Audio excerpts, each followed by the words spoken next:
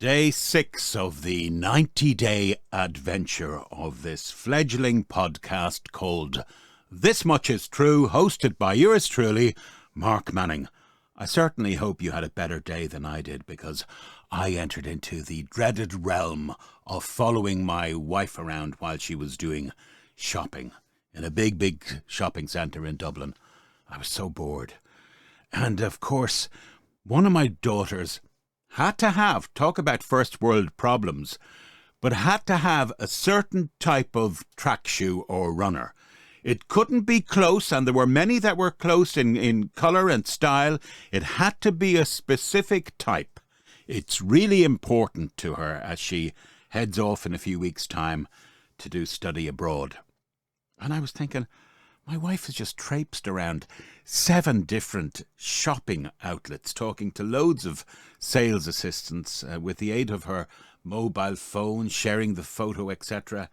The love of a mother. I can't remember the movie, but do you remember there was one where the daughter was coming home with a new boyfriend for Christmas?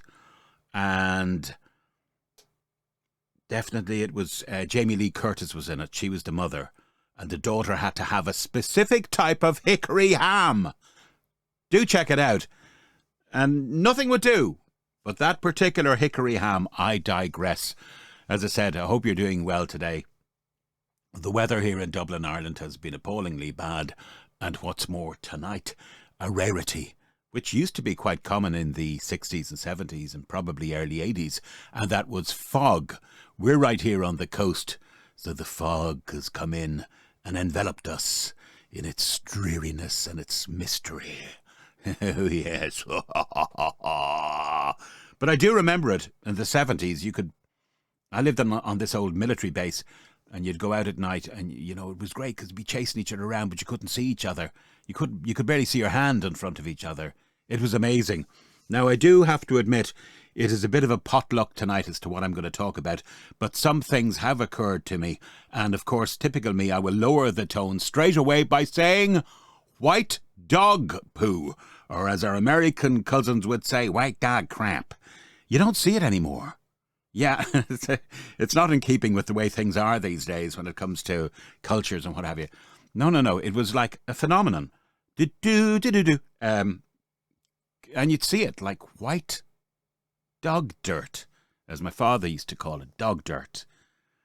There's a reason for it, apparently, and that is it was discovered that boiled bone in a dog's diet was not a particularly good idea, because it had a lot of calcium in it.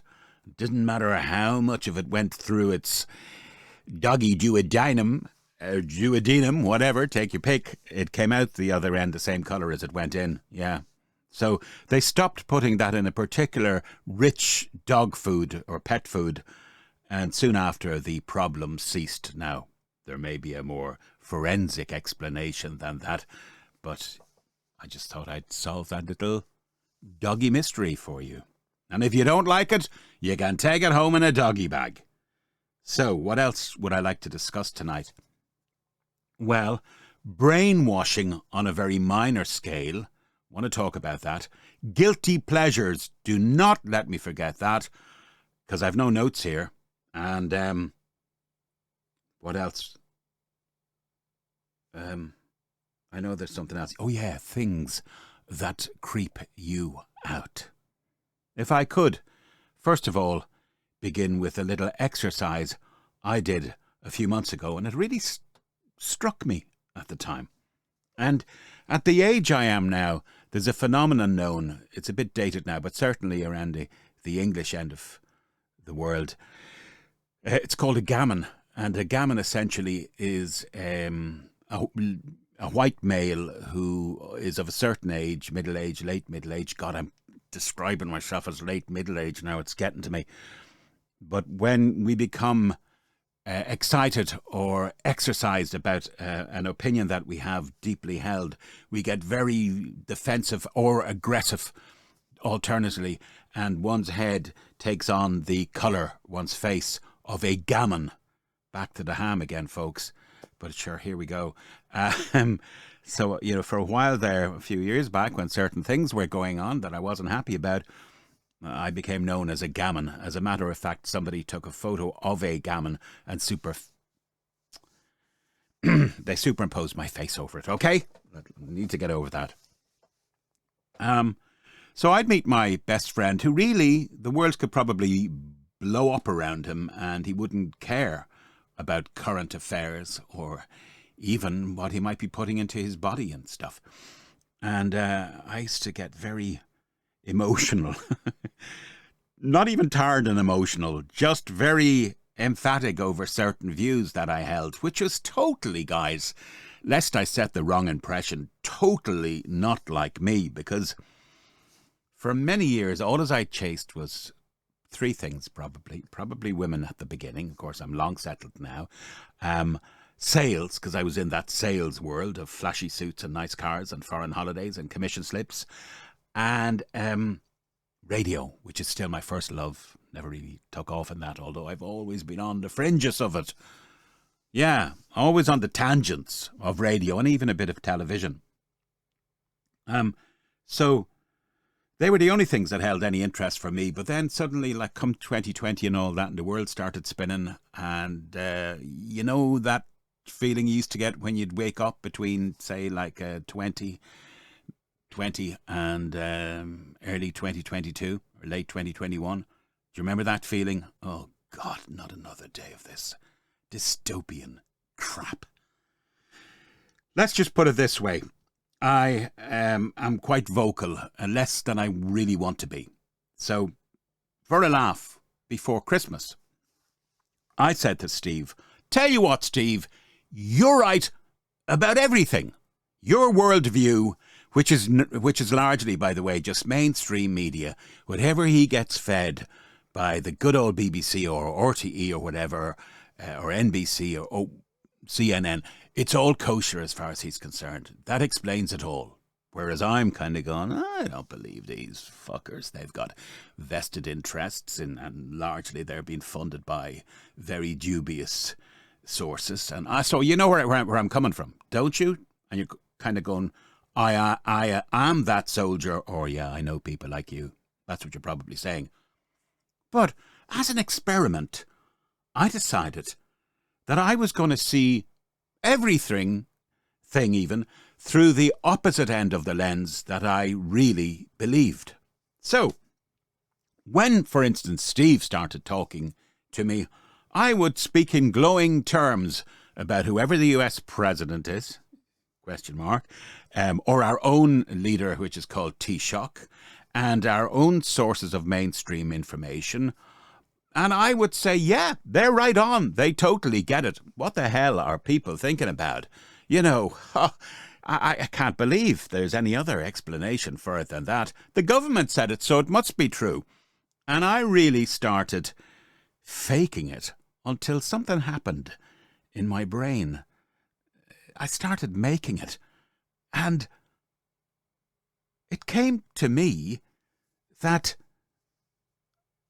I could easily see the world through this lens and through this opinion the more I kept saying it to myself. So literally the flip end of what I think, the total diametric opposite, I suddenly accepted as my worldview.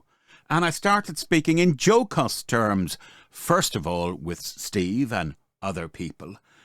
Two things happened. First, the pain of my own deeply held positions started to erode. And secondly, I found it quite easy to almost believe the attitude and opinion that I had adopted just as an experiment. What does that say? Am I, or people in generally, easily manipulated?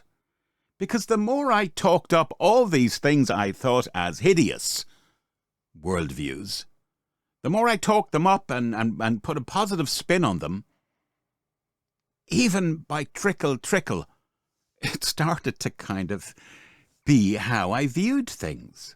Now, I suppose it does go back to, is it Shakespeare that said it? There is nothing neither good nor bad than thinking makes it so. It mightn't be Shakespeare, but you know where I'm coming from? And what I said earlier as well, the pain started to go. So all the obsession and the really annoyed position I would take when somebody saw it opposite than I did, largely because I think quite a lot of people are lazy. They will go along to get along, and even at the most extreme end of the spectrum, they could easily participate in really violent or hideous, obnoxious, outrageous events if pushed to it. And we did see that not even that long ago. You saw it in the 90s when the Hutus and the whatever were at war, and you saw it in Bosnia, and you saw it in Nazi Germany, and indeed you saw positions being taken recently, purely because people thought differently. So I don't want to over-egg this, but my findings were that the pain went away. I began to quite like seeing the other point of view. It didn't make a difference anyway, because if you're going to you're going to be a pain in the butt anyway, and a lot of us know that when we take up, deeply held positions. Some people would say populist positions. I don't know. But some person a lot wiser than me said it recently. He said he stopped getting into these arguments because he rationalized that he didn't need to win arguments, so therefore he did not need to start them in the first place. Are your ears bleeding? Am I talking gibberish? Comments below in YouTube, or indeed, why don't you be the first to get the golden ding-a-ling and contact me at the following email address: thismuchistrue@protonmail.com. I'll put it down in the description so you won't forget. Now then, let's lighten it up, shall we? We all have guilty pleasures. What's yours? Is there something you like that, you're almost embarrassed about? Well, I have to tell you this. I'm a 60-year-old man, and for 20 or 30 years now, I have been in love with the concept and the phenomenon, and even though they are aging, the band that are known as Duran Duran. When I first came across them, if you pardon the expression, pardon, back in, say, 81, my first impression of Duran Duran, and I can still see the room I was in, the old main dining room we had in the barracks where I lived. They came on, it probably was Planet Earth, first major hit I think they had. And I looked at them and I said, they look like a bunch of women. That was now, of course, these days, and like Post Boy George, why not? Look like what you want. You can identify as the leg of a table, if so be it. But I saw them and I remember thinking, they look like a bunch of women, because I was into the shoegazing, alternatively swinging what was known as an axe, i.e. a guitar, and your dirty denim jeans and T-shirt, and given all this stuff, right? Sorry you can't see that, because I am getting around to podcast this on various platforms, but I'm doing that kind of finger thing, that the heavy metalers do.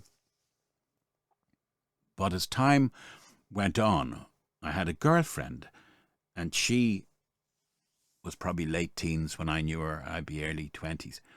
And she was, like a lot of Duranis back then, totally obsessed with Duran Duran. So in order to ingratiate myself with her, obviously to my own ends, I would ply her with many as the Duran Duran calendar or video, or there were glossy books as well. Now, fast forward a little bit, and they actually came to Ireland in 87.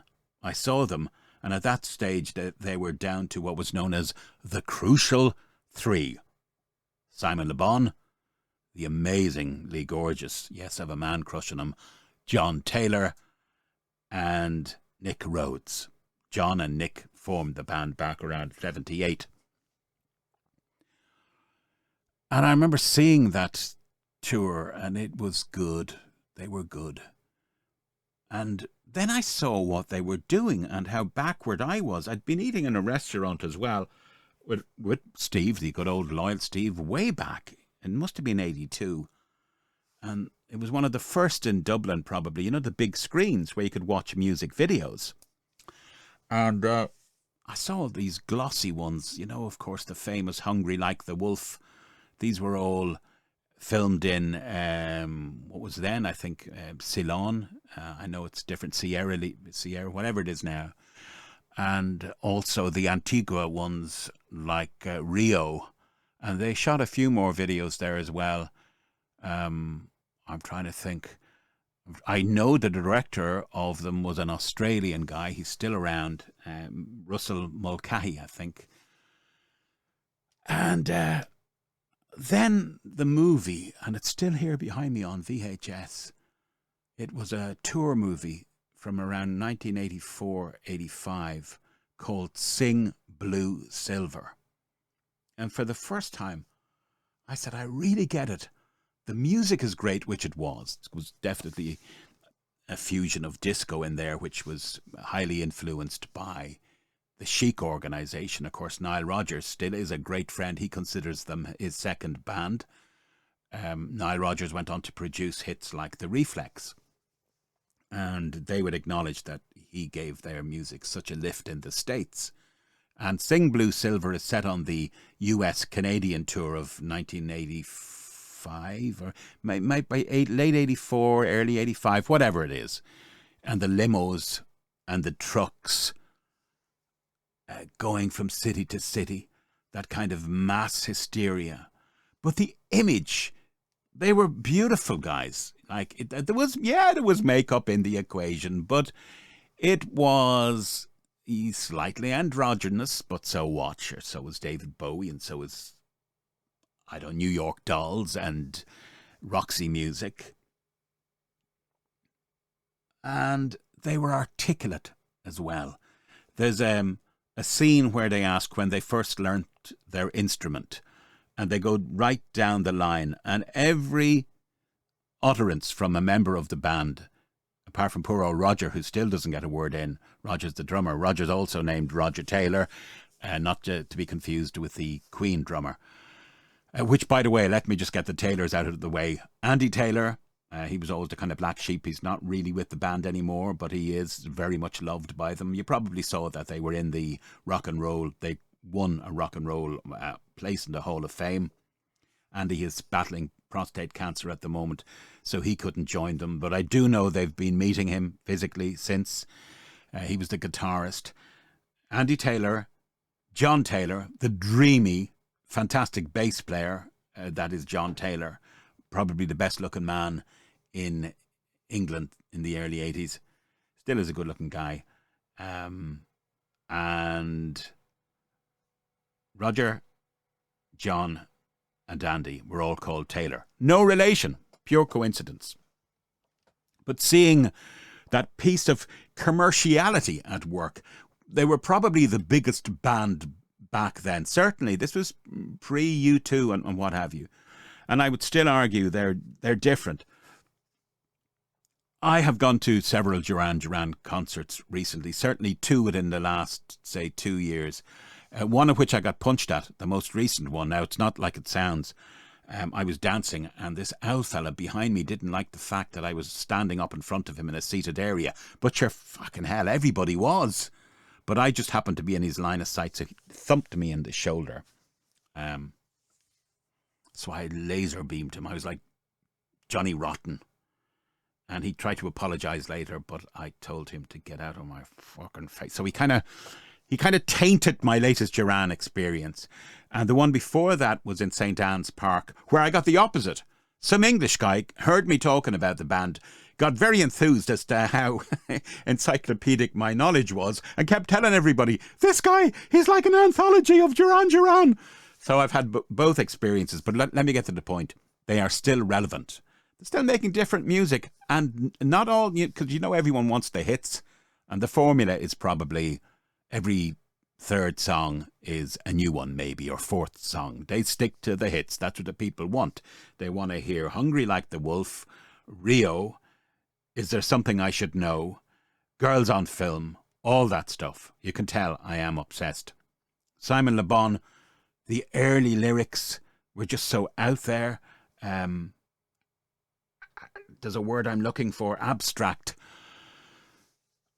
He was beautiful as well, but he was pipped to the post all the time by John Taylor, who again was one of these super photogenic guys. Still is, although I did recently hear him described as a geriatric giraffe because he's lanky, as is Simon. Simon, of course, married the beautiful Yasmin Le Bon. They are close to 40 years, if not 40 years married, and she's beautiful, and she's down to earth as well.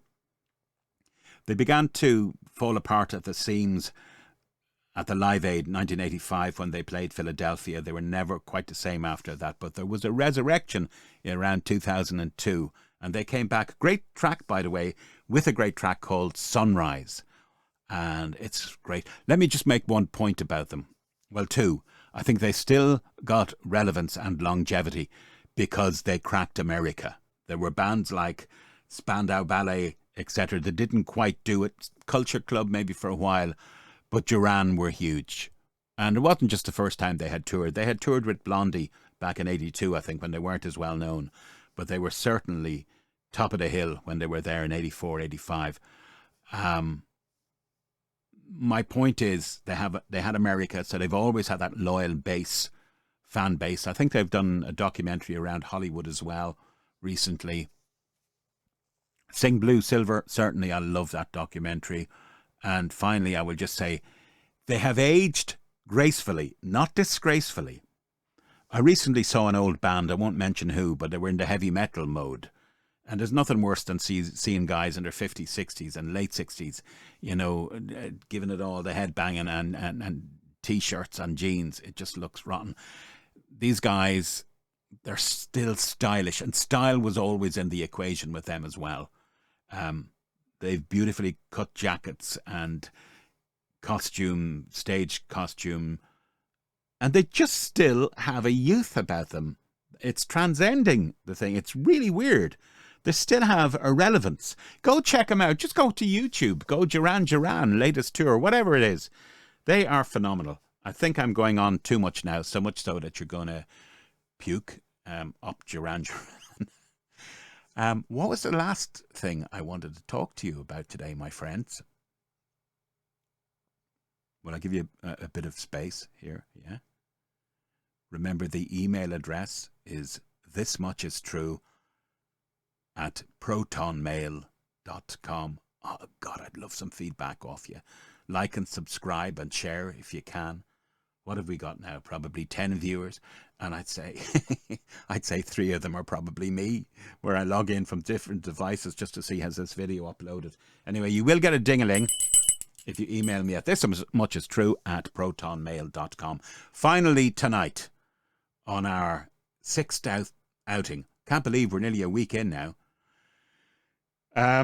So we're 7 days into the new year as well. How's it gone for you? Have the New Year's resolutions taken off yet? But give yourself a bit of space. Come on. Look, we had to still have a week. We had to have a week to bed in, didn't we? Before we actually made these resolutions come true. That's what I keep telling myself anyway. I didn't have a bad week. Final subject tonight. Things that creep you out. What is it that freaks you out? I once had a girlfriend, and I used to just pull a certain face. Now, on camera, you'll be able to watch it here on YouTube. So it's I know it's like a bulldog sucking piss off a nettle, but it was this supercilious, snobby face. I used to just do it to wind her up because it awakened something feral in her. I mean, she would say, "I'm fucking warning you. Don't do it again. I'm going to rip your head off." Sorry, that was hard on the old vocals. It used to just wind her up.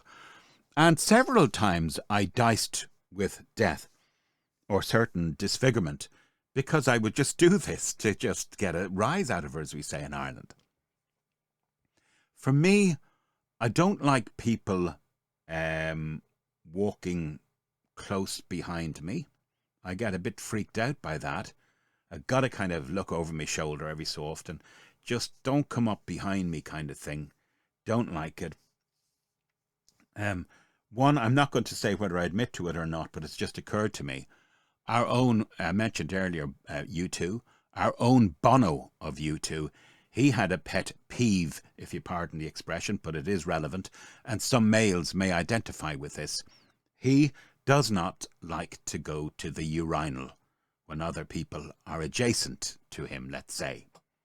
He can't go wee-wees when there's another bloke around, or someone who claims they are a bloke. Anyway, don't want to go there. And he had an experience in Dublin he related on the Late Late Show many years ago.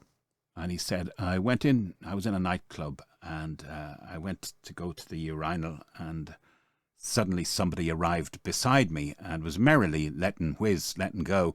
He said, but I couldn't because I was just so self-conscious. And very Dublin wit, the guy said beside him, looked over and said, what's the matter, Bono? Stage fright?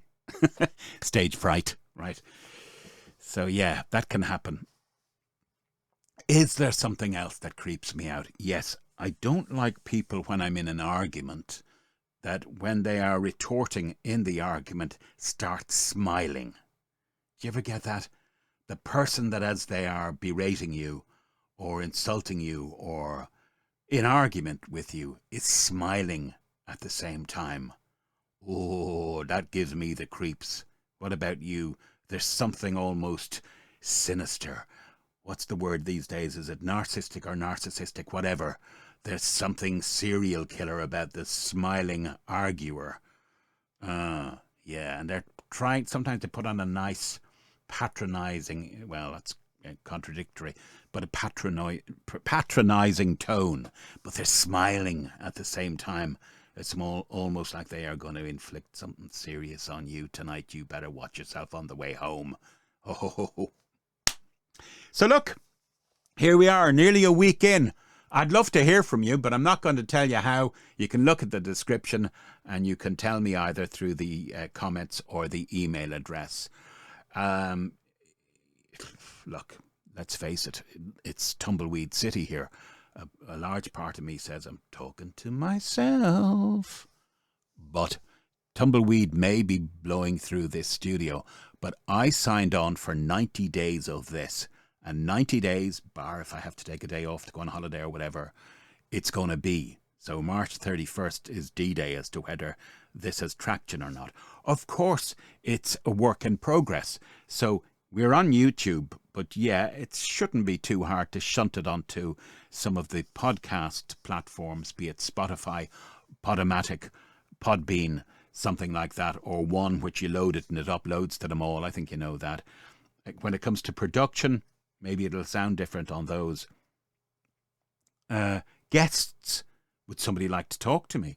Send me an MP3 as an attachment to the email address. Or say, look, we want to talk on camera.